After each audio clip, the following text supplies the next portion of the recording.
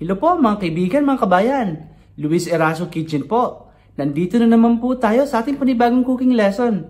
Ang gagawin po natin ngayon ay the best Jollibee My Style Pinoy Spaghetti.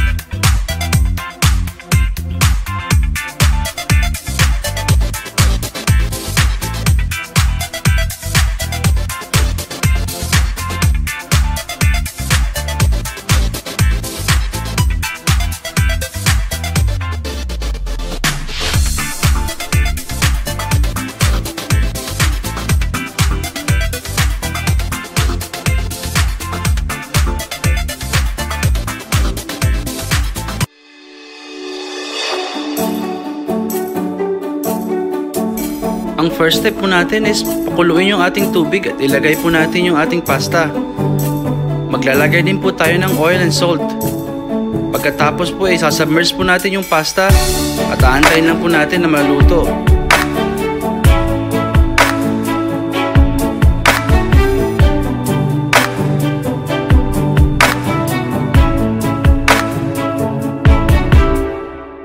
Patuloy lang po natin na haluin yung pasta hanggang makita na po natin yung consistency.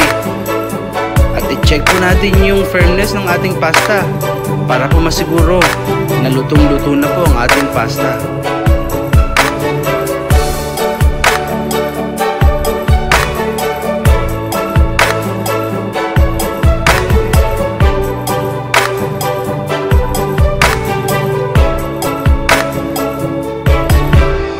I-check din po natin yung ating pasta. Ang style ko po dyan is hinahati ko po sa gitna para po makita kung wala na pong puti-puti sa gitna. Pag wala na po, ay siguradong luto na po yun.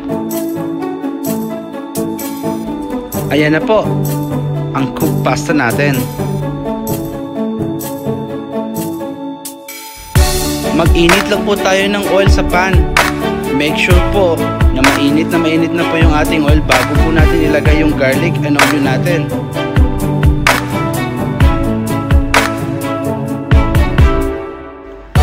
We'll just saute our onion and garlic properly till it becomes golden brown.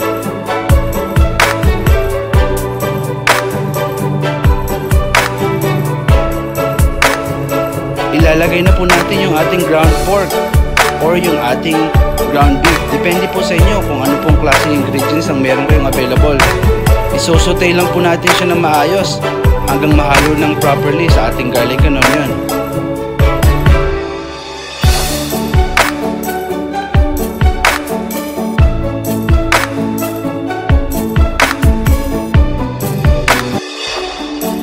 Maglalagay lang po tayo ng ating ground black pepper at saka salt. Ang gamit ko po dito ay Himalayan salt. Pero kahit anong klase ng salt po ay pwede. I-mix lang po natin sila.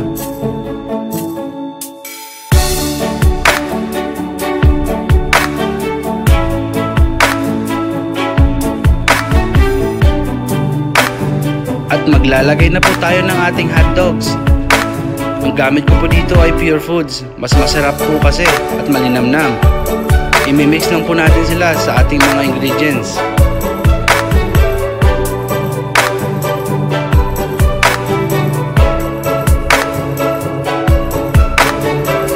At finally, maglalagay na po tayo dito ng ating tomato sauce. Ang gamit ko po dito ay Del Monte Sweet Style. At after, ihahalo lang po natin ng mabuti. Maglalagay din po tayo ng ating seasoning granules. O kahit ano pong klaseng seasoning granules is okay na po. Yan po isang sekreto para palasa.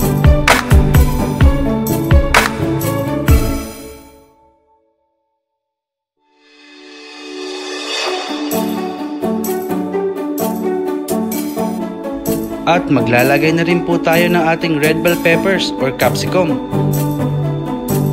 Fresh po ang gamit ko dito.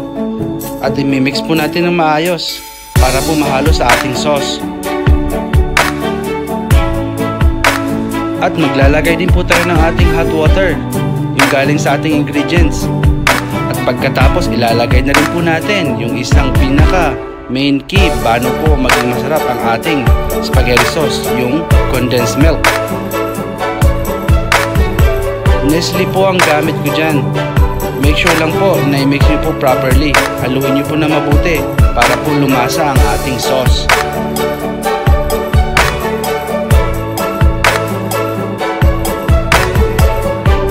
At finally, malapit na po matapos yung ating spaghetti sauce.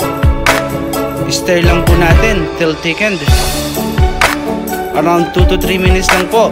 At ang ating sauce ay ready na po.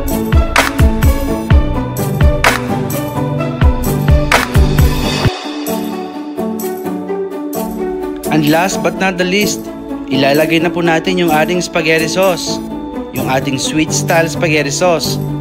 At maglalagay din po tayo ng cheese. Depende po sa inyo kung gusto nyo po maglagay ng cheese. Optional na po ito.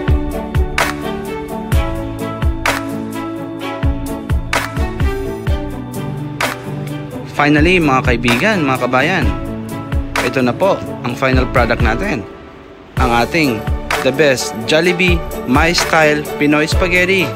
Maraming salamat po sa lahat ng mga sumusuporta at tumatangkilik sa aking channel.